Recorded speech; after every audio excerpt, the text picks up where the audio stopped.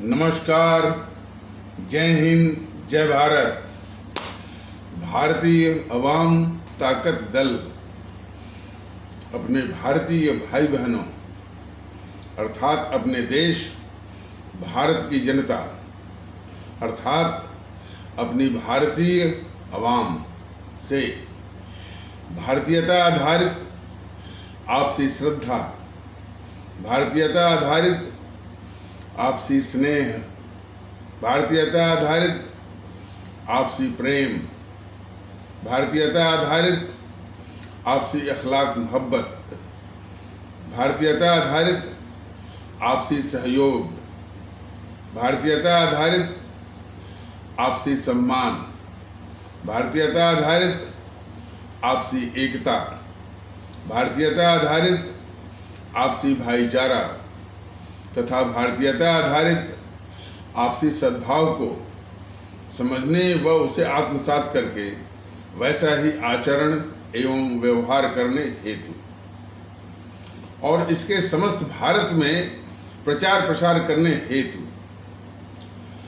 और इसकी अहमियत और महत्व को प्रत्येक देशवासी को समझाकर उसे अपनाते हुए वैसा ही और उसी अनुसार आचरण एवं व्यवहार करने हेतु और प्रत्येक देशवासी को अपना ही भारतीय भाई बहन मानकर, समझकर, अपनाकर उनके साथ वैसा ही और उसी अनुसार आचरण एवं व्यवहार करने हेतु सतत, सदैव और हमेशा अदब के साथ, आदर के साथ अर्ज करता है, विनती करता है। ये लगातार इसकी यही कोशिश है जो कि हर एक वीडियो के शुरुआती में ये दो चार लाइनों का, दो चार पंक्तियों का ये विनती है और उसकी कोशिश का यही मजमून है, यही सारांश है। आइए आगे बढ़ते हैं। तो कुछ दिनों के अंतराल पर ये वीडियो जारी हो रहा है, जैसा कि इसकी पूर्व सूचना भी दी गई थी और इसी तरह से जब भी मौके आएंगे, जब भी इसका अवसर आएगा और कोई खास मुद्दे आएंगे तो इस तरह के वीडियो जारी होते रहेंगे। इसमें कोई माने असाधारण सी बात नहीं है, ये सामान्य सी बात है और इसको जैसा कि वो निवेदन भी किया गया था कि इस तरह के क्रम को अन्यथा नहीं लिया जाना चाहिए और अन्यथा नहीं लिए जाने की आवश्यकता है। कुछ प्रकरण जैसे कि महाराष्ट्र में उद्धव ठाकरे की सरकार गिर गई और एकनाथ शिंदे मुख्यमंत्री और देवेंद्र फडणवीस मुख्यमंत्री बन गए और मतलब कि शिवसेना बीजेपी की वो सरकार जो कि अमित शाह और मोदी चाहते थे वो सरकार बन गई। उसके विषय में भारतीय जनता दल ने पिछले एपिसोड में भी बताया था कि जो शिवसेना भारतीय जनता पार्टी के साथ 30 साल तक साथ रही और सत्ता के मोह में वो बीजेपी का साथ छोड़ करके उन दलों के साथ जहाँ मिली जिसको हमेशा वो आलोचना भी करती थी और अपशब्द भी कहती थी। तो सत्ता का इतना बड़ा लोभ मोह का उसने एक घिनौना प्रदर्शन किया शिवसेना ने। शायद उसी का जवाब ये अमित शाह और मोदी महोदय ने दिया उस शिवसेना को तोड़ करके। लेकिन उससे भी महत्वपूर्ण बात जो कि भारतीय अवाम ताकत दल ने पिछले एपिसोड के माध्यम से बताया कि जो विधायक जो कि हमारी अवाम के प्रतिनिधि हैं, जनप्रतिनिधि हैं और ये शब्द उनके लिए कहना थोड़ा सा माने काफ़ी मर्यादा के विरुद्ध है। लेकिन जो चरित्र है जो उनके बर्ताव हैं, क्योंकि वो जनप्रतिनिधि हैं और जनता के लिए हर एक मायने में वो जिम्मेदार हैं जनता को, तो उस चरित्र का वर्णन करना भी, चाहे वो मर्यादा के अनुकूल हो चाहे मर्यादा के अनुकूल न, और उनका चरित्र जो है वो मर्यादा के बिल्कुल विरुद्ध तो है ही। अब उन शब्दों को प्रयोग करना भी मर्यादा के अनुकूल नहीं है, लेकिन व्यवस्था या मजबूरी यही है कि उसके अलावा कोई शब्द नहीं है, तो वर्णन तो करना ही पड़ेगा। तो उनको जानवरों की तरह जो है वो कमरे में बंद किया जाता है। उनकी खरीद फरोख्त या जिसको अंग्रेजी में कहते हैं हॉर्स ट्रेडिंग होती है। जानवरों की तरह उनकी चरवाही की जाती है कि कहीं कोई भी एमएलए इधर उधर न हो जाए। जानवरों की तरह उनको इसमें बसों में बंद करके, फ्लाइट में बंद करके एक होटल से दूसरे होटल वो पहुंचाया जाता है। अब सवाल उठता है कि ये हमारी आवाम के नुमाइंदे हैं, आवाम इनको अपना सर्वश्रेष्ठ मान करके कि हमारे हितों की रक्षा करेंगे, और इनका व्यवहार है ये जानवरों की तरह जो है वो हॉर्स ट्रेडिंग या खरीद फरोख्त के शिकार होते हैं और चरवाही शेफर्डनेस के शिकार होते हैं। तो भारतीय जनता दल ने इस विषय में कहा था कि दोष ऐसे जनप्रतिनिधियों या एमएलए का नहीं है, दोष सिर्फ हमारी आवाम का है, जो कि किस विवेक से अपने इस तरह के जनप्रतिनिधि को चुनती है जो कि इस चरित्र के होते हैं, जो अभी बताया गया है कि जानवरों की तरह जो है जिनकी खरीद फरोख्त हो और जानवरों की तरह जिनकी चरवाही होती है। तो इस विषय में भारतीय जनता दल ने बड़ी बेबाकी से बताया था कि हमारी आवाम को ये सोचना पड़ेगा और एक उसको अपराध बोध होना ही पड़ेगा कि हम किस तरह की जनप्रतिनिधि को चुनते हैं, और उनको चुनने में जो खामियां हैं, जो त्रुटियां हैं, तो जो खामियां हैं, जो त्रुटियां हैं और जो कमियां हैं, उन पर बहुत गंभीर होना पड़ेगा और गंभीर होकर अपराध बोध करना पड़ेगा कि ये हमारी कमी है कि हम ऐसे जनप्रतिनिधि को चुनते हैं। उसके विषय में भारतीय जनता दल ने आगे बढ़ करके और भी स्पष्ट किया था कि हम जनहित को आधार मानकर ऐसा नहीं करते हैं, हम देश हित को भी आधार मान करके ऐसा नहीं करते हैं। हम जो इस देश का, इस मुल्क का जो जहर है, उसी के वशीभूत होकर के, और ये चीज़ जब तक वो जहर जाएगा नहीं, बार बार अपनी आवाम को यानी कि ये हमारे समाज का जहर है, उसको याद दिलाता, उसको याद दिलाया जाएगा। जातिवाद,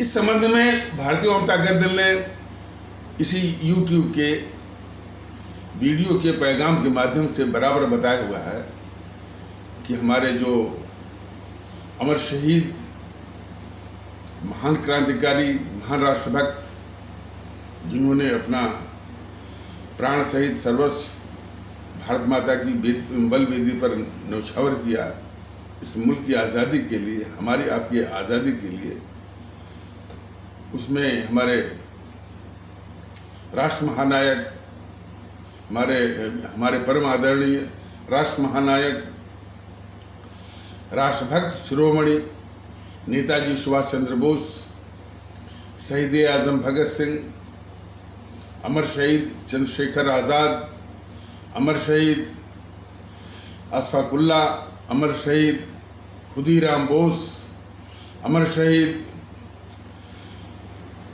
सुब्रमण्यम भारती, अमर शहीद श्रीमती रानी लक्ष्मीबाई, अमर शहीद श्रीमती रानी चंद्रमा, अमर शहीद श्रीमती रानी गडेलू। इन्होंने जो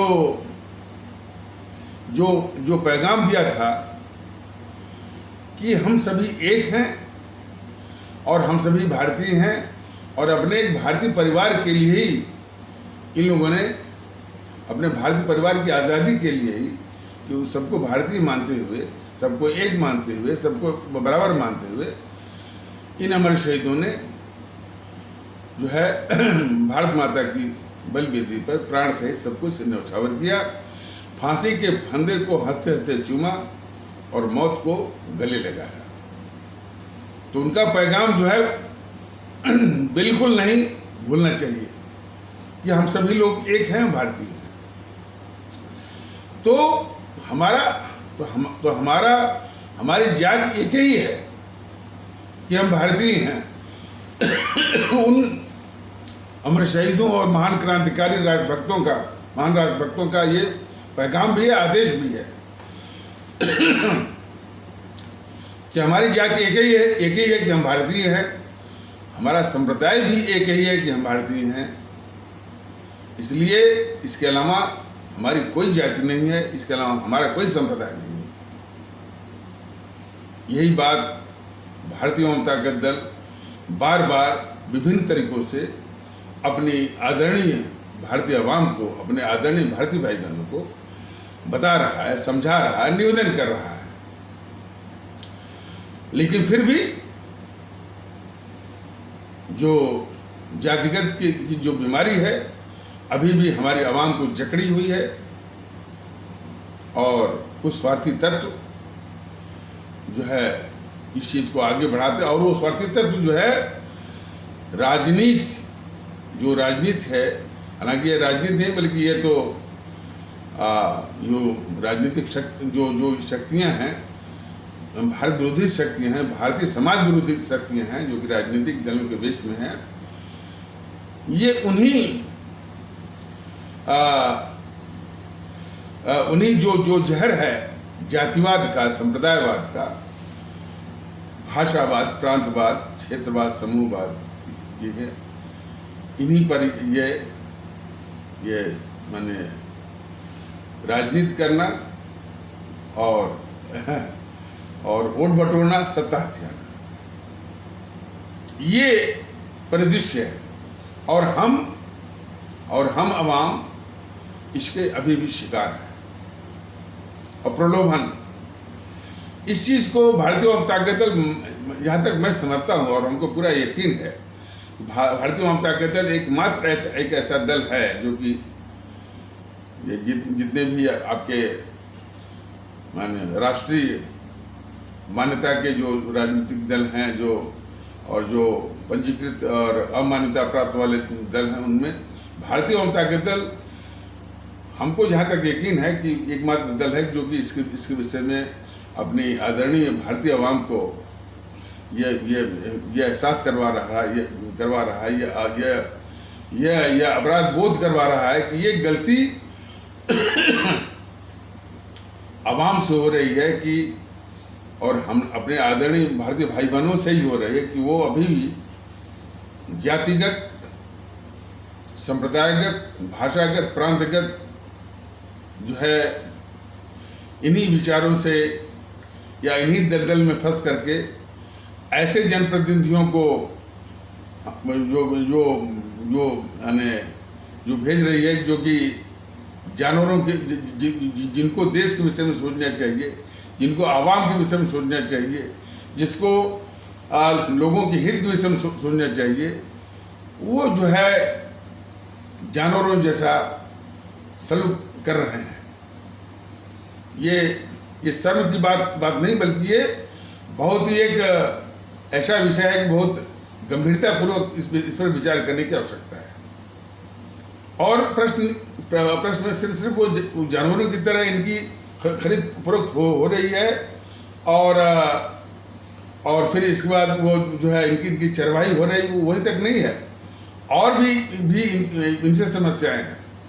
ये भ्रष्टाचारी भी हैं, ये अपराधी भी हैं, ये तिकड़मी भी हैं, ये जनता से झूठ भी बोलते हैं और जनता को हर तरह से माने तकलीफ ही देते हैं। सवाल इस बात का है कि हम ऐसे अपने जनप्रतिनिधियों को, इस तरह के व्यक्तियों को अपना जनप्रतिनिधि क्यों चुनते हैं, ये एक बहुत बड़ा गंभीर विषय है। तो इसीलिए भारतीय जनता दल ने कहा कि अब इस दलदल से बाहर आना होगा और पात्र लोगों को चुनना होगा। पात्रता के भी विषय में भारतीय जनता दल ने मैंने कई इसी YouTube के वीडियो के माध्यम से बताया हुआ है, तो इनके प्रति गंभीर हुई। जब तक पात्र लोगों को आप आदरणीय भारतीय भाई बहन, आप आदरणीय भारतीय अवाम नहीं चुनेंगे, कोई भी स्थिति में, कोई भी हालातों में कोई तब्दीली नहीं आने वाली है। इसको सोच लीजिए कि, और ये भी जाने कि पूरी स्थिति जो है वो हमारे ही कारण है। ये जो है नेता जो है, जो नेता की जो दुष्टताएं हैं वो तो अपने स्थान पे हैं, लेकिन उनको पैदा करने वाले, उनको जनप्रतिनिधि बनाने वाले हम आप हैं, हमारे आदरणीय भारतीय भाई बहन हैं, हमारे आदरणीय भारतीय अवाम है। वो अपराध बोध होना पड़ेगा। और भारतीय अवाम ताकत दल ने तो यहाँ तक कहा कि यदि बीमारी का इलाज करना है, दूर करना है, तो उसका ठीक से विश्लेषण, डायग्नोसिस होना जरूरी है। और वो डायग्नोसिस ये कहती है पहले हमारी आवाम में अपराध बोध तो हो। जब तक वो अपराध बोध नहीं होगा, वो एहसास नहीं होगा, तब तक उसको दुरुस्त करने की, ठीक करने की भावना कैसे और कहाँ से आएगी। तो ये अपराध बोध होना बहुत जरूरी है कि गलती हम ही से हो रही है और पूरी स्थिति जो है, पूरे हालात देश की, समाज की, वो हमसे है। और इसीलिए बार बार भारतीय जनता दल कह रहा है कि पात्र लोगों को चुनना और अपने को भारतीय समझना। जहाँ तक कि माने वो अस्तित्व का सवाल है और अस्तित्व का सवाल है, पहचान का सवाल है। आप भारतीय हैं, व्यवहार नहीं हो रहा है, समस्या यहाँ है। तो भारतीयता का व्यवहार और भारतीयता का आचरण और व्यवहार, बर्ताव, इसकी होने की आवश्यकता है। और उस आचरण व्यवहार में यह भी शामिल है कि हम दूसरे जो हमारे अपने भारतीय भाई बहन हैं, उनके साथ वही लगाव, उनसे भारतीयता का लगाव, भारतीयता आधारित वही प्रेम दिखाएं, वही अपनापन दिखाएं। इसका बहुत अभाव है। बराबर ये दिमाग में रहता है कि हम तो मराठी हैं और वो तो तमिल है। ये सारे भावों को नष्ट करना होगा। गुजरात में रहने वाले जो है वो भी भारतीय भाई हैं, तमिलनाडु में रहने वाले वो भी भारतीय भाई हैं।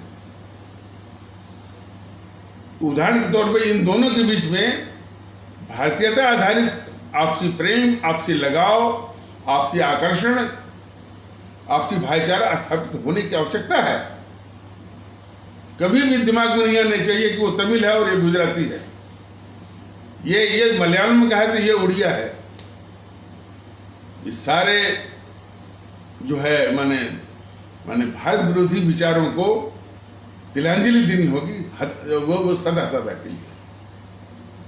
और उसकी शुरुआत कहाँ से करनी पड़ेगी कि चाहे वो केरल में रहने वाले भारतीय भाई बहन हो, चाहे तमिलनाडु में रहने वाले भारतीय भाई बहन हो, चाहे कर्नाटक में रहने वाले भारतीय भाई बहन हो, चाहे गुजरात में रहने वाले भारतीय भाई बहन हो, चाहे महाराष्ट्र में रहने वाले भारतीय भाई बहन हो, चाहे उड़ीसा में रहने वाले भारतीय भाई बहन हो, चाहे पश्चिम बंगाल में रहने वाले भारतीय भाई बहन हो, चाहे आसाम में रहने वाले भारतीय भाई बहन हो, चाहे पूर्वोत्तर भारत में रहने वाले भारतीय भाई बहन हो, चाहे पंजाब में रहने वाले या जम्मू कश्मीर में रहने वाले भारतीय भाई बहन हो, या शेष और हिंदी प्रदेशों में रहने भारतीय भाई बहन हो, सब अपने ही भारतीय भाई बहन।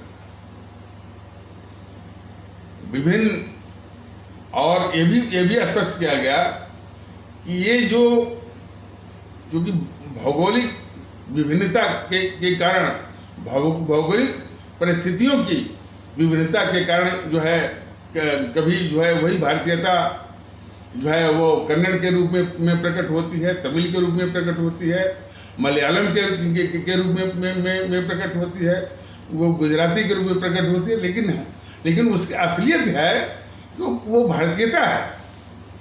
तो हम सभी भारतीय हैं, तो हमको जो है जो अपनापन स्थापित करना है वो भारतीयता का करना है, और जो है तमिल होने पर भी सम्मान करना है, क्योंकि वो भारतीयता का एक रूप है। तो जो असलियत वाली बात है, जो फंडामेंटलिटी है, मौलिकता है, वो भारतीयता की है। तमिल होना, कन्नड़ होना, वो उसका एक रूप है। तो इस प्रकार से अहमियत, महत्व और उसको सम्मान देने की बात करने की आवश्यकता है, लेकिन एकता भारतीयता के आधार पर, तमिलनाडु से लेकर के कश्मीर तक, इसी बात को भारतीय जनता दल कम से कम अभी फिलहाल यूट्यूब के वीडियो के पैगाम के माध्यम से कर रहा है। तो महाराष्ट्र की घटना को बीजेपी वाले अपने जीत के रूप में जश्न मनाते होंगे, लेकिन भारतीय जनता दल को चिंता है कि, और वो चिंता अपने आदरणीय भारतीय आवाम को बता रहा है कि हम आप या आप सभी किस तरह के अपने जनप्रतिनिधि को चुनते हैं, जो कि इस चरित्र के होते हैं। तो पात्र लोगों को चुनने का निश्चय करिए भारतीयता के आधार पर। अब कुछ और भी अनुभव साझा करते हैं।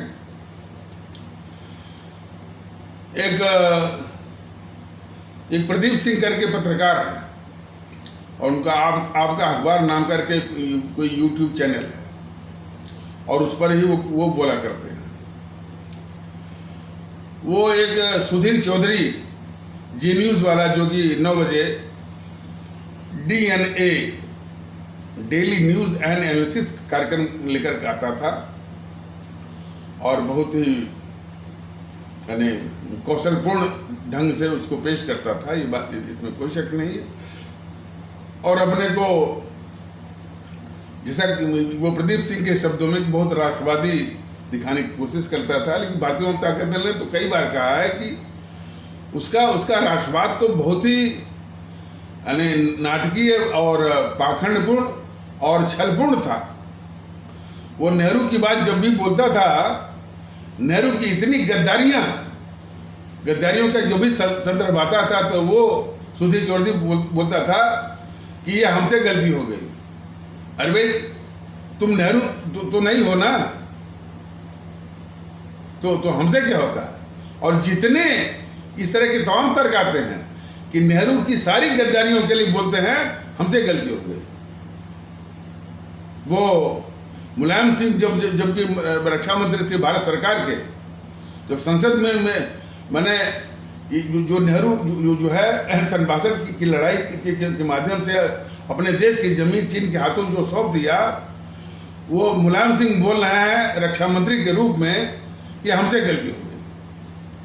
तो नेहरू, इस गद्दार नेहरू को बचाने वाले जो है भी देश के गद्दार हैं, चाहे वो मुलायम सिंह हो, चाहे जी न्यूज़ का वो सुधीर चौधरी या कोई भी हो, और उसको बचाने वाले कई लोग हैं, विभिन्न रूपों में हैं।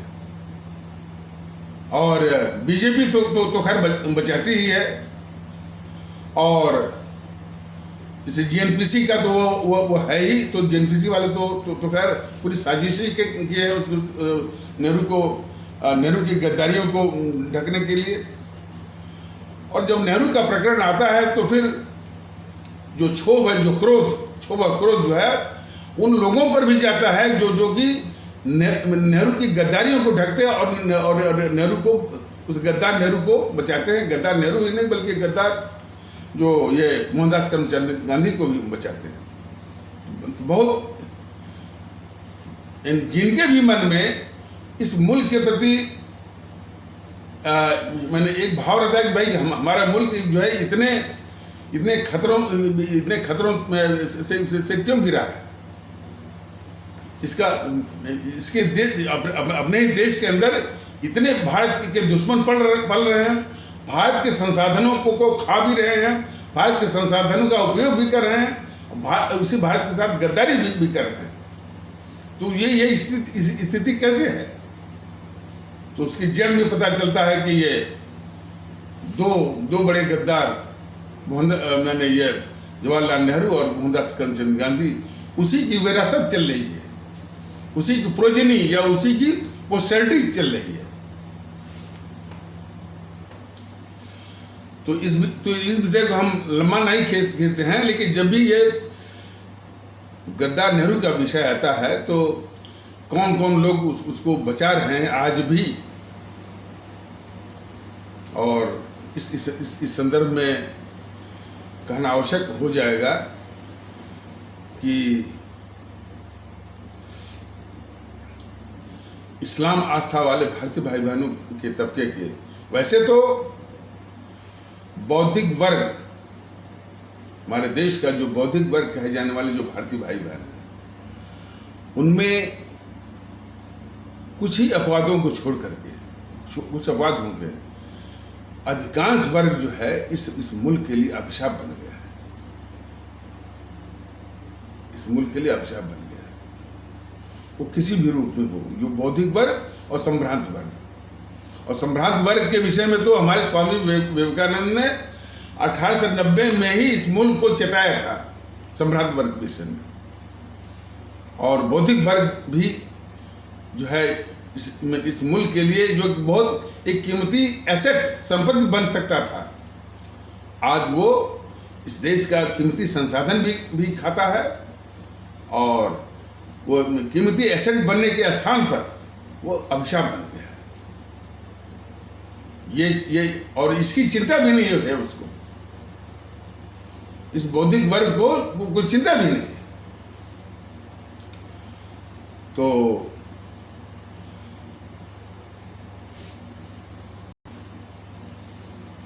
यदि बौद्धिक वर्ग कम से कम इतनी ही जिम्मेदारी उठा लेता, कम से कम रिटायर्ड जितने संघ लोक सेवा आयोग के जो जितने भी उत्पाद हैं, IAS के रूप में या भारतीय प्रशासनिक सेवा के, भारतीय पुलिस सेवा के, और भारतीय राजस्व सेवा, भारतीय इंजीनियरिंग सेवा के जितने भी उत्पाद हैं रिटायर्ड वाले, तो कम से कम इसे अपनी आवाम को शिक्षित करते, भारतीयता के आधार पर वो एक होने के लिए जो प्रसार करते, समझाते, कुछ नहीं।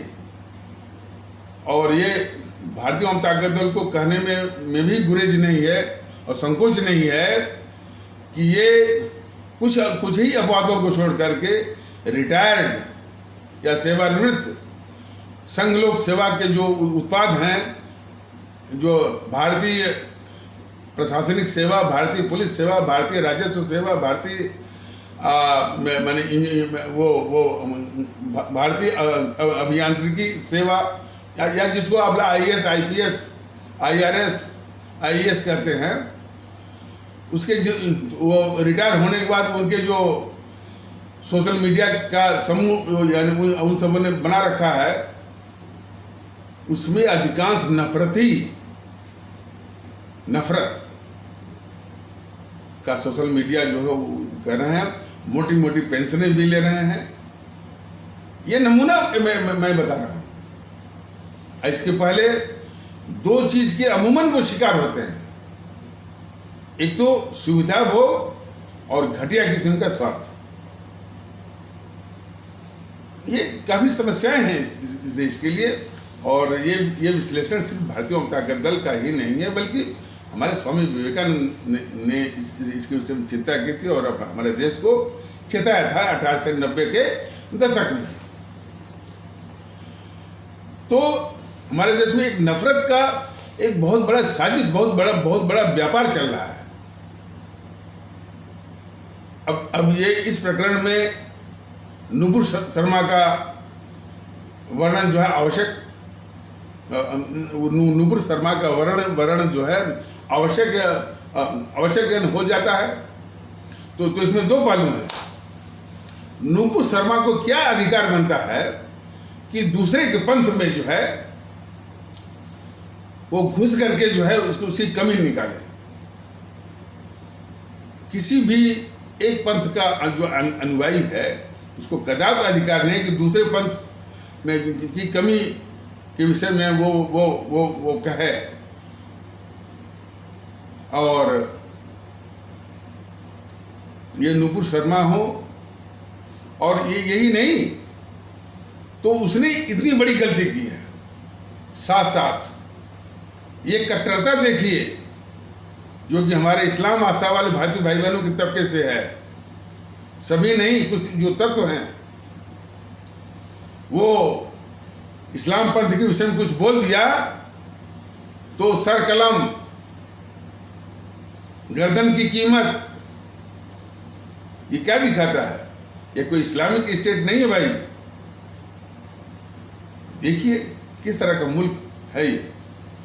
एक तो नुपुर शर्मा ने बहुत बड़ी गलती की कि किसी भी पंथ के या इस्लाम पंथ के विषय में जो है उसमें घुस करके जो है वो उसको नीचा दिखा रही है।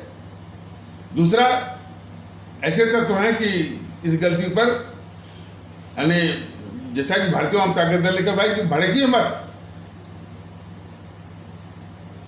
मैंने इसके विषय में कि वो पिछले एपिसोड के माध्यम से बताया हुआ है कि भोले शंकर का जो शिवलिंग होता है उस पर कोई पक्षी उसको गंदा कर दे, विष्टा कर दे या कुत्ता ही कुछ कर दे, उससे हमारे भोले शंकर की जो प्रभु भोले शंकर की महिमा में कोई फर्क नहीं पड़ता। तो इस्लाम भी एक महान पंथ है, उस पर नुपुर शर्मा 1000 नुपुर शर्मा कुछ भी कहें उस पर फर्क नहीं पड़ता। इस चीज को मान के रखिए। आप इसमें भड़क जाते हैं। अब कोई कहता है कि इसकी गर्दन की क्या कीमत है, गर्दन काट के लाओ, और भी चीजें पता नहीं। वो नुपुर शर्मा कहते हैं कि उसको मैंने गर्दन काटना, यहाँ तक बलात्कार कर दो, फलाने कर दो। ये सब चीजें हैं अपने भारतीय परिवेश को गंदा करती है, नफरत जो ये फैलाती है। और नफरत जो है सिर्फ भारत विरोधी ताकतों की साजिश है, किसी भी रूप में, चाहे वो पुष्पेंद्र कुलश्रेष्ठ हो, चाहे वो तौकीर रजा हो, चाहे असदुद्दीन ओवैसी हो, चाहे वो यति नरसिम्हानंद हो। ये सब माने नफरत के व्यापारी हैं, सब साजिश करने वाले हैं।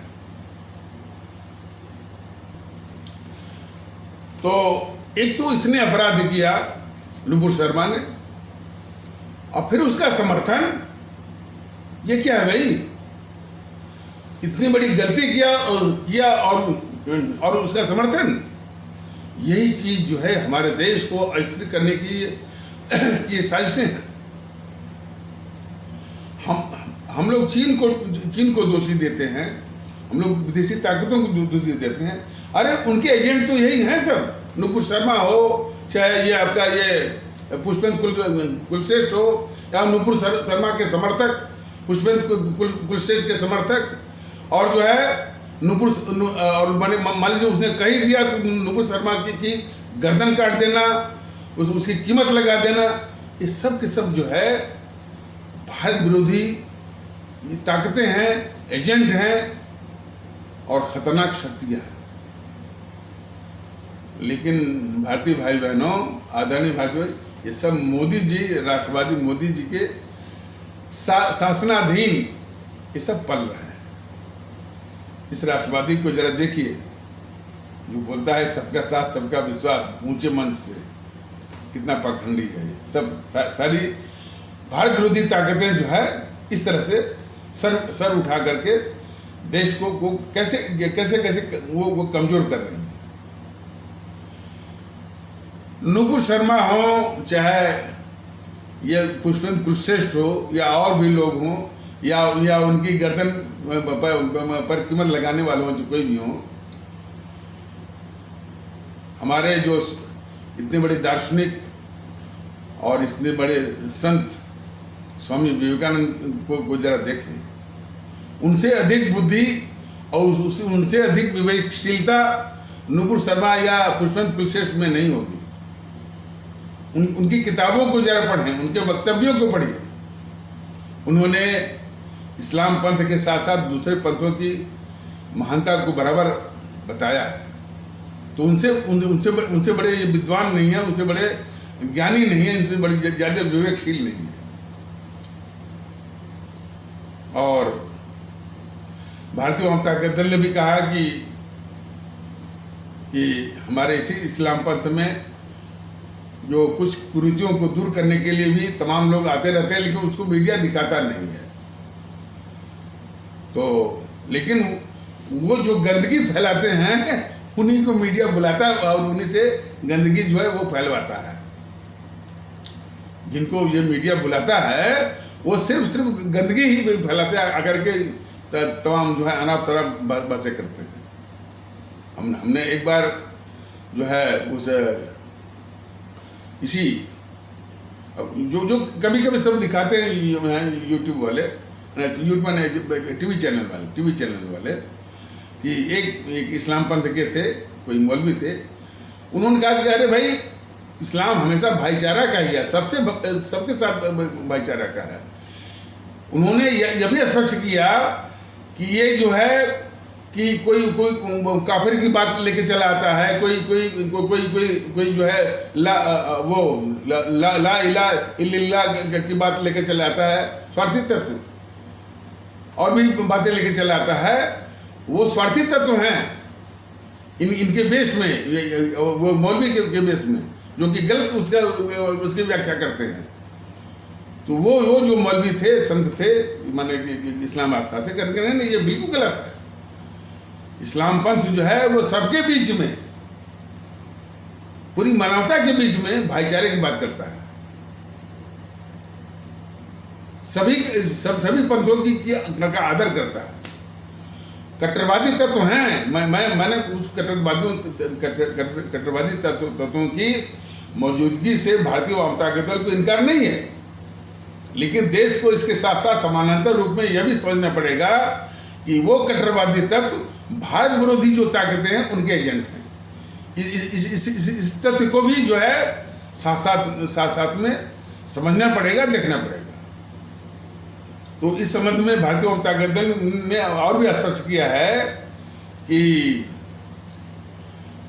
हमारे इस्लाम आस्था वाले भारतीय भाई बहनों के तबके के जो कट्टरवादी तत्व हैं, जो कि वो हिंसक रूप में भी हैं, उपद्रवी भी हैं, असामाजिक भी हैं, भारत विरोधी भी हैं, और उसी में से जो है सीधे वो गर्दन की कीमत लगाते हैं, गर्दन काटने की बात करते हैं। वो सब के सब जो भारत विरोधी ताकतें हैं राजनीतिक दलों के बेस में, सबसे पहले जीएनपीसी, गांधी नेहरू परिवार चांडाल चौकड़ी काकस, इसके एजेंट हैं। वो वामपंथियों के एजेंट हैं, ये टीएमसी के एजेंट हैं, आरजेडी और समाजवादियों के एजेंट हैं। इस हकीकत को भी समझना पड़ेगा, और उसके साथ यह भी हकीकत को समझना पड़ेगा कि उन्हीं जो कट्टरवादी, असामाजिक और हिंसक और उपद्रवी तत्व हैं, उसके लिए ये जीएनपीसी या कांग्रेस या वामपंथी या टीएमसी या आरजेडी या समाजवादी को जिम्मेदार ठहराने के बजाय जो हिंदू सनातन के कट्टरवादी तत्व हैं, वो पूरे इस्लाम आस्था वाले तबके को ही जो है वो निशाना बनाते हैं।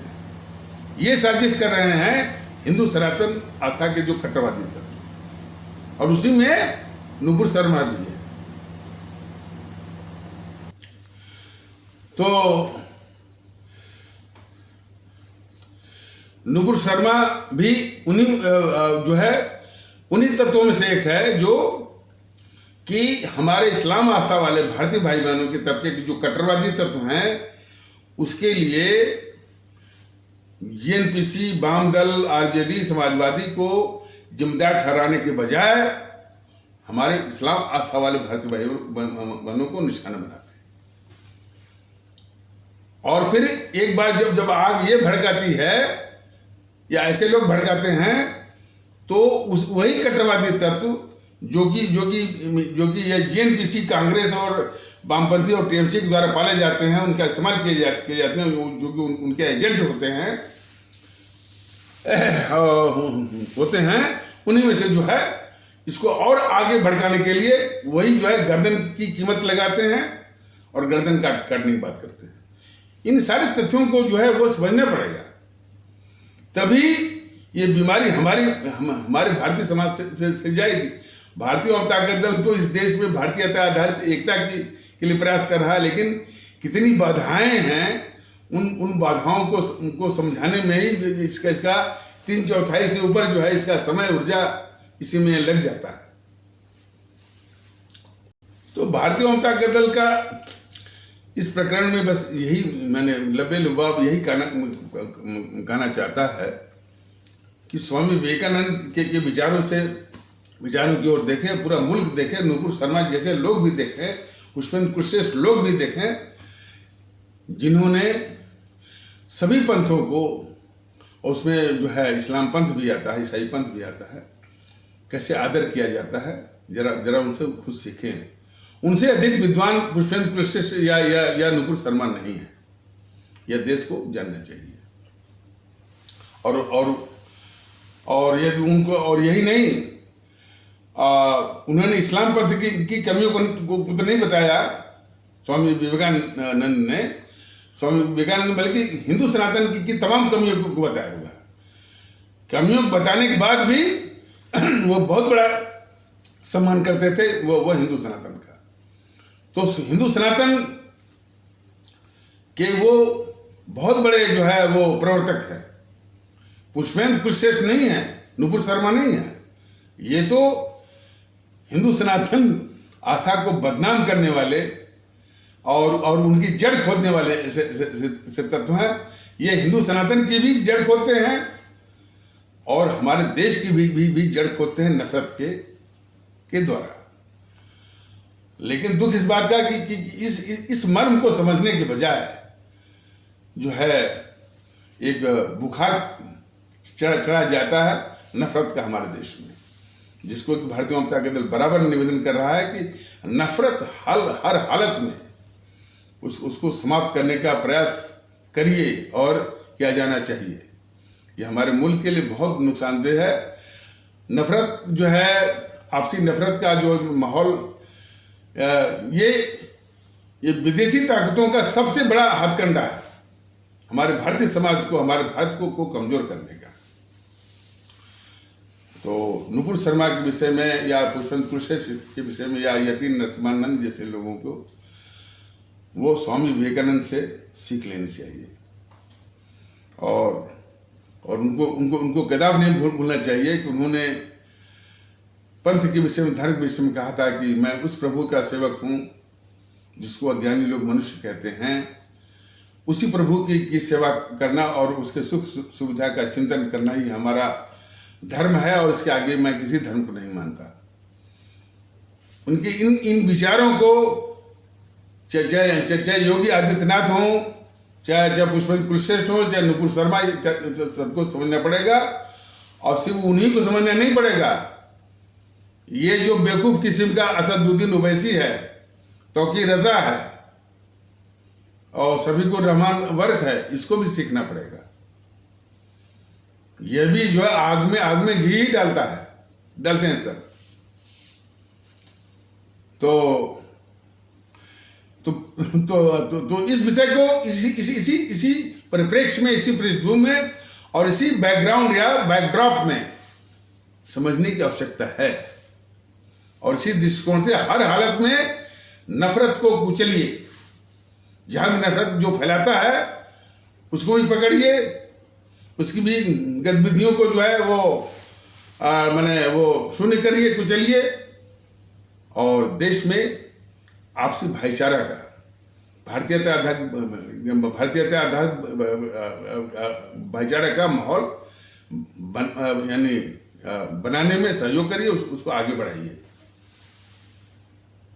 और साथ साथ नूपुर शर्मा के जो समर्थक हैं, जो पुष्पेंद्र कुलशेष के समर्थक हैं, जो तौकीर रजा के समर्थक हैं, जो असदुद्दीन के समर्थक हैं, इन समर्थकों को भी समझाइए कि इनका साथ छोड़ें,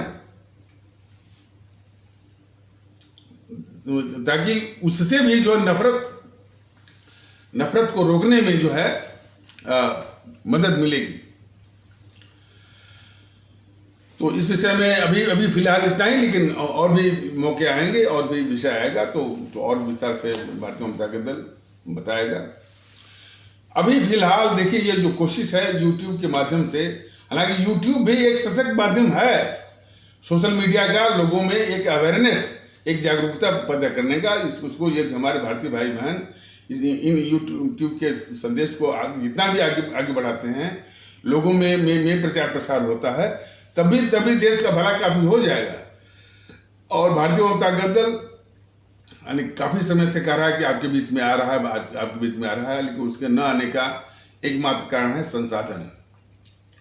संसाधन के लिए भी कोशिश हो रही है। और इतना आपको भी अंदाज है या होना चाहिए कि संसाधन का जो प्रश्न है, जो ये भारतीय समाज विरोधी जो ताकतें हैं, ये पूरे संसाधन पर काबिज है।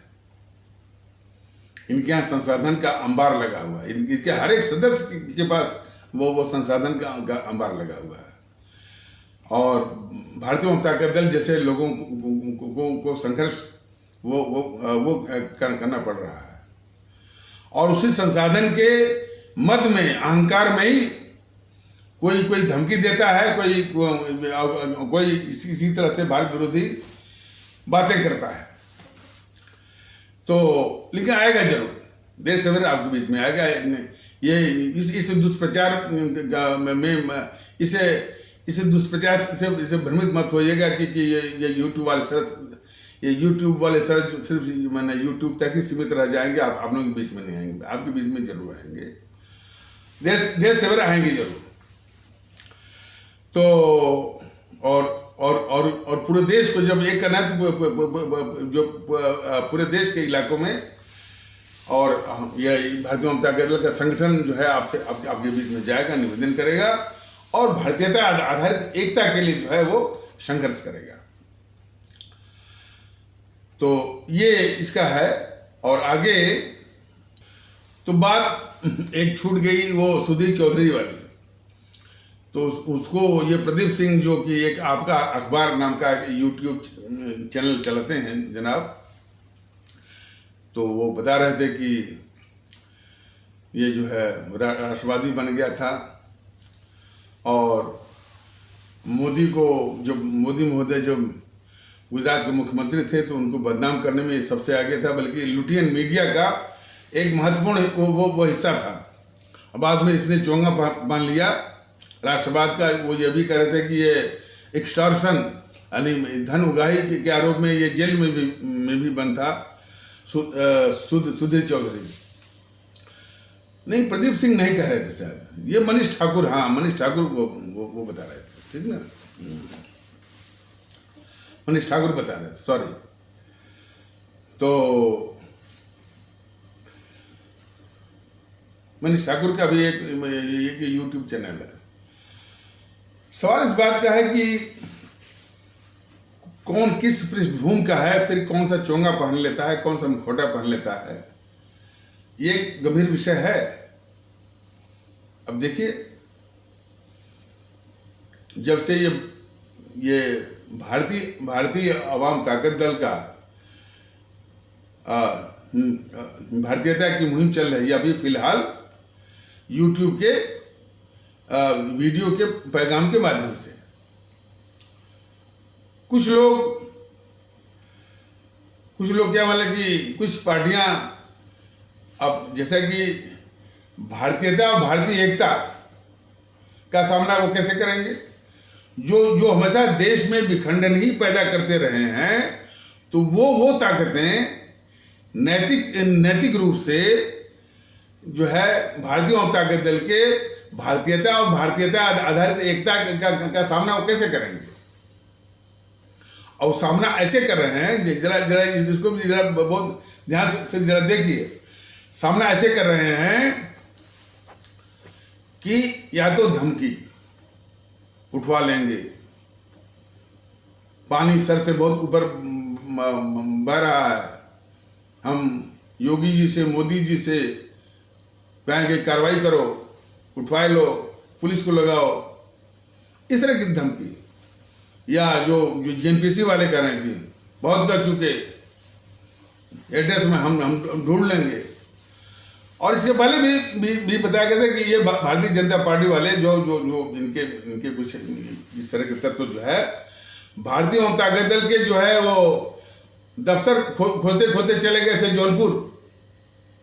हालांकि वो बरसात के दिनों में गए थे और पता नहीं मैंने किन जानवरों से उनका पाला पड़ गया और उनकी मोटरसाइकिल को करके कहाँ फंस गई, वो दूसरा प्रकरण है, वही तोड़ फोड़ वो करने के लिए। तो इस तरह से वो रोकना चाह रहा है शुरू से, सिर्फ धमकी के द्वारा। जब उनकी धमकी वो काम ना आई तो अब जो है अब फिर उसकी कुछ बातों को नकल करना। नकल में सबसे पहले शुरू हुआ ये आरएसएस का जो मुखिया है मोहन भागवत। अब भारतीय जनता दल तो सिर्फ एकता की तो बात करता ही है, लेकिन देश के दुश्मनों के भी विषय में वो अपनी आवाम को अवगत कराता है। खास करके क्या दुश्मनी, क्या गद्दारी इसे नेहरू ने की है देश के साथ, क्या मोहनदास करमचंद गांधी ने की है इस देश के साथ, क्या क्या इन दोनों ने हमारे परम आदरणीय जो है सुभाष चंद्र बोस के साथ क्या बर्ताव किया है, इसके विषय में भी भारतीय जनता दल ने अपनी आवाम को अवगत कराया है।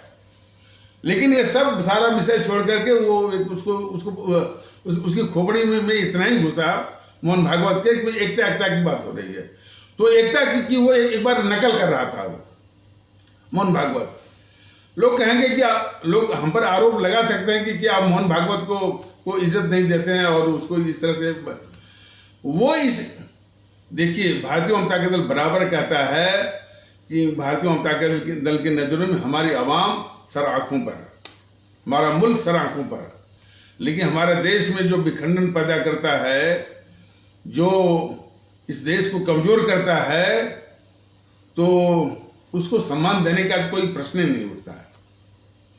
इसी आरएसएस के ही बदौलत इस देश की सबसे बड़ी अभिशाप जो है 70 सालों तक जो है सत्ता में बैठी रही। इसी आरएसएस की बदौलत हमारे इस्लाम आस्था वाले भारतीय भाई बहन जो है उसका वोट बैंक बने। तो आरएसएस कितनी खतरनाक है ये बल्कि उसे जीएनपीसी के कांग्रेस का बिल्ली का पंजा है, बचाने वाली हमेशा। तो न तो भारतीय जनता दल भूल सकता है, न तो मैं भूल सकता हूं, और देश को भी नहीं भूलना चाहिए। मैंने बताया था कि यदि हमारे देश के लोग ये समझ जाएं कि ये आरएसएस जो है वो जीएनपीसी यानी कांग्रेस का बिल्ली का पंजा है। देखिए सारी बातों का एक लबे लुबाब है। बिल्ली पंजा से मतलब ये होता है, बिल्ली पंजा या कैट्स पाव बोलते हैं अंग्रेजी में। तो बिल्ली पंजा एक मुहावरा है। उस मुहावरे का तात्पर्य यही होता है कि जो बिल्ली पंजा होता है वो जिसके लिए बिल्ली पंजा है उसके लिए वो काम करता है जो कि दूसरे के बूते का हो ही ना। यार देखिए, माने हमारा देश एक संवैधानिक इकाई है, एक संवैधानिक राष्ट्र है। ये सच्चाई है, ये हकीकत है। इसके आगे वो झूठ बोलता है कि हिंदू राष्ट्र है। कितने लोग जो है वो भ्रमित होते हैं, और हमारे इस्लाम आस्था वाले भारतीय भाई बहन तो सबसे पहले वो भ्रमित होते हैं। ये तो उनका सबसे बड़ा अभिशाप है। उसमें कुछ स्वार्थी किस्म के मूल्य, कट मूल्य होते हैं जो कि इन्हीं सब बातों को लेकर के और दहशत वो फैलाते हैं। और जब भी दहशत सब फैलती है तो ये जेएनपीसी चली जाती है, कांग्रेस चली जाती है। उसी भ्रम और दहशत का दुरुपयोग करने के लिए, उसका शोषण करने के लिए। तो जो बताइए, इतनी बड़ी सच्चाई कि हमारा देश एक संवैधानिक इकाई है, संवैधानिक राष्ट्र है, संविधान से चलता है, उसको बोलता है हिंदू राष्ट्र। हमारे इस्लाम आस्था वाले भारतीय भाई बहनों, वो दहशत आज तक नहीं गई कि ये हमारा संवैधानिक देश है कि हिंदू राष्ट्र। अरे हमने एक इस्लाम आस्था वाले भारतीय भाई बहनों के कोई भारतीय भाई थे, वो कह रहे कि हम तो बहुत डरे हुए हैं। हमने कहा भाई डरने की बात ही नहीं है। क्या कह रहे 2024 में मोदी जी जब जीत जाएंगे, जब वो जीत जाएंगे तो भारत का संविधान ही वो खत्म कर देंगे। इस तरह का झूठ और अफवाह हमारे जो इस्लाम आस्था वाले भारतीय भाई बहनों के दिमाग में कौन भरा है? यही भारत विरोधी ताकतों ने भरा है। और 12 करोड़ इनके कार्यकर्ता पदाधिकारी जो है हाथ पर हाथ धर के बैठे हैं। बहुत यानी काफी कष्ट होता है। ये कितनी तकलीफ दे रहे हैं सब ये बीजेपी वाले। हमारे देखिए भाई, हमारे इस्लाम आस्था वाले भारतीय भाई बहन ये माइनॉरिटी नहीं है, ये अल्पसंख्यक नहीं है, ये दूसरी बड़ी मेजॉरिटी है, दूसरी बड़ी यानी बहुसंख्यक है। उनके साथ ऐसा बर्ताव, तो उनको समझाना पड़े भाई कि इसमें डरने की बात नहीं है। मैंने यही कहा, लेकिन हाँ, आप इस देश में मुसलमान बन के मत रहिए, भारतीय बन के रहिए। उसे तो आप भारतीय हैं, लेकिन भारतीय की तरह सोचिए, व्यवहार करिए, एहसास करिए। और कोई भी माई का लाल हमारे किसी भी भारतीय भाई का, भारतीय नागरिक का बाल बांका नहीं कर सकता। लेकिन वो अपने को भारतीय समझे, अपना कद ऊंचा करे। तो वो कह रहे थे कि यदि मोदी जी ये 2024 में जीत गए तो भारत का संविधान ही वो खत्म कर देंगे। इस तरह के तमाम झूठ और अफवाह फैले हुए हैं हमारे, खास करके हमारे इस्लाम आस्था वाले भारतीय भाई बहनों में, और उससे संबंधित और भी आसपास में और लोग भी होंगे। तो आरएसएस की बात आती है, तो आरएसएस जो है ये झूठ फैलाया, शिकार हुए हमारे इस्लाम आस्था वाले भारतीय भाई बहन। जब आरएसएस के इस आरएसएस के झूठ का शिकार हुए, कुछ मैंने जो है भारत विरोधी मूल्य कटमूल्यों ने इसको और फैलाया। हमारी इस्लाम खतरे में हो जाएगा यदि वो हिंदू राष्ट्र बन गया। फिर जेएनपीसी आई, इसी भ्रम और दहशत को भुनाया, उसका शोषण किया और उसको वोट बैंक की तरह जो है 60-70 सालों तक इस्तेमाल किया और सत्ता नसीन हुए, सत्ता का भोग किया, सत्ता पर बैठे। इसकी जड़ तब कौन है? यही आरएसएस है। और आरएसएस के अलावा यह काम कोई और आरएसएस के अलावा यह काम कोई कर ही नहीं सकता। इसीलिए इन्हीं सब बातों के कारण ये आरएसएस जो है जेएनपीसी का बिल्ली का पंजा है, कैट्सपा है। और जरा जानिए कि यदि हमारे देश के लोग ये समझ जाए कि आरएसएस जो है वो इस कांग्रेस या जेएनपीसी का बिल्ली का पंजा है, तो कितना लाभ हो जाएगा इस देश को। कम से कम हमारे हिंदू सनातन आस्था वाले भारतीय भाई बहनों का ये भ्रम तो टूट जाएगा कि ये कहता है कि हम जो है वो हिंदू सनातन के रक्षक हैं, उसके मसीहा हैं, और ये है रक्षक जेएनपीसी की। तो हमारे हिंदू सनातन आस्था वाले भारतीय भाई बहनों के बहुत बड़ा हिस्सा का भ्रम ये टूट जाएगा। तो वो कांग्रेस को भी समझ जाएंगे और इस आरएसएस को भी समझ जाएंगे। और साथ साथ हमारे इस्लाम आस्था वाले भारतीय भाई बहन जो कि आरएसएस से तो नफरत करते हैं और जो है और कांग्रेस को कुछ चिपकाए रहते हैं, तो जिसमें यह मालूम हो कि ये आरएसएस जो है उसी कांग्रेस का बिल्ली का पंजा है, तो वो कांग्रेस को भी जो है समझ जाएंगे। और कांग्रेस से भी जो है या जेएनपीसी से भी वो दूरी बना लेंगे। जो जिस कांग्रेस को कुछ हमारे इस्लाम आस्था वाले भारतीय बहन जो चिपकाए हुए हैं वो उसको उतार फेंकेंगे। तो कितना लाभ होगा। तो ये जानकारी बहुत जरूरी है कि ये आरएसएस जो है, बाकी तो जो उसका चरित्र है वो छोड़ दीजिए। ये तो उसी गद्दार नेहरू से सर्टिफिकेट लेता है वो देशभक्ति का। मैंने बताया था ना कि वो कहता है कि नेहरू जी हमारी शाखा में आया करते थे और जो है वो लिख के गए हैं कि आरएसएस जो है वो एक सांस्कृतिक और देशभक्त संगठन है। नेहरू जी ने जो है 26 जनवरी के दिन आरएसएस वालों को बुलाया। ये सब बकवास वाली बातें, ये इस तरह का झूठ तो ये कांग्रेसी बोलते हैं सर।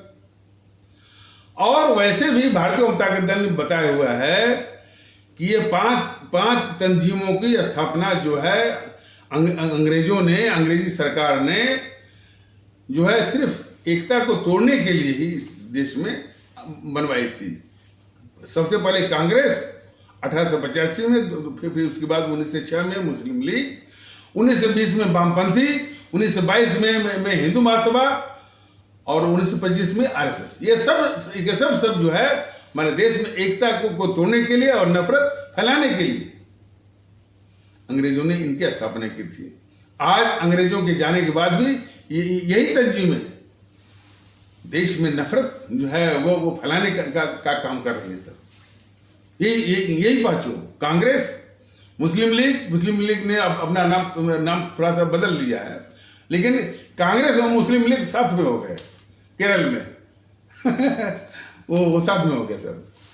तो ये वामपंथी और जो हिंदू महासभा अब हो गई है, शायद विश्व हिंदू परिषद हो गई है, आरएसएस वही है, सिर्फ हमारे देश में एकता को तोड़ने के लिए। तो ये वास्तविकता जो है आरएसएस के विषय में समझ लेना बहुत जरूरी है। तो वो आरएसएस जो है भारतीय जनता दल का उसने थोड़ा सा नकल किया एकता वाली, हालांकि वो यानी देश के हमारे देश के शत्रु कौन से हैं, उन शत्रुओं ने क्या तकलीफ दी है इस देश को और हमारे देशवासियों को, हमारी आवाम को, भारतीय जनता दल ने अभी फिलहाल यूट्यूब के माध्यम से विस्तार से बताया हुआ है। इसलिए कि इसके यूट्यूब की संख्या आज की तारीख में शायद 970 के आसपास पहुंच गई है। तो बताया हुआ, तो उसको बस एक एकता वाली बात काफी उसको पिंच कर रही थी उसे, इस आरएसएस को। तो वो कह रहा है वो मोहन भागवत कि हाँ भाई एकता होनी चाहिए, हिंदू मुस्लिम के बीच में एकता होनी चाहिए, दोनों का डीएनए एक है। और डीएनए वाला तर्क इसलिए क्यों दे रहा था वो मोहन भागवत, वही कि हम सबको हिंदू मानते हैं, ये सब जितने मुस्लिम हैं वो कन्वर्टेड हैं, वही राग वो अलगता है। मैंने कई बार बोला है कि अरे तुम डीएनए क्यों देखता है, कि डीएनए करने की क्या जरूरत है। जो भी इस भारत मिट्टी का संतान है सभी भारतीय हैं। बेवकूफ मोहन भागवत या मूर्खराज कहा जाएगा, जो भी इस भारत मिट्टी के संतान हैं सभी जो है वो भारतीय नागरिक हैं। इसलिए उनको भारतीय नागरिक का सम्मान दो भैया। ये डीएनए वगैरह देखना छोड़ दो। तो दूसरे दिन भारतीय जनता दल को वीडियो जारी करना पड़ा कि मोहन भागवत महोदय, ये हिंदू और मुस्लिम के बीच में एकता का सवाल ही नहीं है। जिसको तुम हिंदू कहते हो वो हिंदू नहीं है, वो भारतीय है। जिसको तुम मुस्लिम कहते हो वो भी मुस्लिम नहीं बल्कि वो भारतीय है।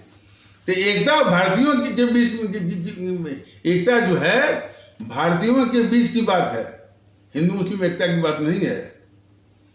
लेकिन मोहन भागवत इतना बेवकूफ थोड़ी है ये जितना हम बता रहे हैं, बहुत ही शातिर किस्म का है वो क्यों ऐसा बोला था डीएनए वही वो कहता है कि हम सबको हिंदू मानते हैं। क्यों भाई, कोई ईसाई पंथ को मानता है, कोई इस्लाम पंथ को मानता है, कोई सिख पंथ को मानता है, सबको आपके मानने से क्या होता है। और ये देश संविधान से चलता है। और भारत के संविधान में वो ताकत है, न तो कोई यहाँ पर गजवाए हिंद या दारुल इस्लाम वो उसको बना सकता है, न तो कोई इसको हिंदू राष्ट्र बना सकता है। तो भारत के संविधान पर एतबार करिए, यकीन करिए, विश्वास करिए और भारतीयता के ही विषय में सोचिए। इन सारी देश विरोधी ताकतों को उनको जमीन दोज करना पड़ेगा, नष्ट में नाबूद करना पड़ेगा। तो उसी प्रकरण की वो सुधीर चौधरी जो है, तो सुधीर चौधरी जिस प्रकार जो है उसका क्या चरित्र रहा है और वो एक नकली राष्ट्रवादी बन गया, उसी प्रकार भारतीय जनता दल के कुछ शब्दों को चुरा करके अब सुनने में आया कि ये अखिलेश महोदय जिन्होंने अपनी सभी इकाइयों को भंग किया है, वो भी कुछ भारतीयता का राग अलापने लगे हैं। वो भी कहते हैं कि भाई ये जातवाद क्या होता है। अरे अखिलेश हो चाहे मुलायम हो, उनके चरित्र को देश ने देखा है।